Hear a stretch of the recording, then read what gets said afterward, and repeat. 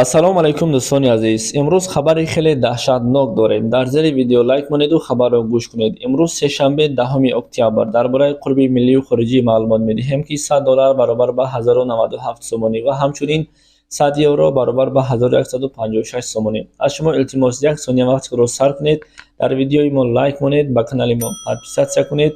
Раҳмат барои дастгирӣ. Агар ки шумо омода бошед, чиқир нафас мегирему хабари навбатиро гӯш мекунем ки 1000 рубли русӣ мутаассифона боз поён рафт, яъне ки 1000 рубл баробар ба 107 сомону 50 дирам. Намедонем барои чӣ. Сабаб ин аст ки доллар боло шудааст. Акаи Путин рубл кай боло мешавад? Я пока не знаю. Вот шумо худтон дидем ки акаи Путин мегӯяд ки ман намедонам кай боло мешавад. ва 100 лираи туркӣ баробар ба 40 сомону 37 дирамро ташкил карда истодааст. Дӯстони азиз, ҳамарӯза чизе ки ҳаст мо ҳамура хабар додастем. Сабаби поён рафтани рубли русӣ ин аст ки доллар боло шидестай. Ира ҳамаи мо шумо медонем.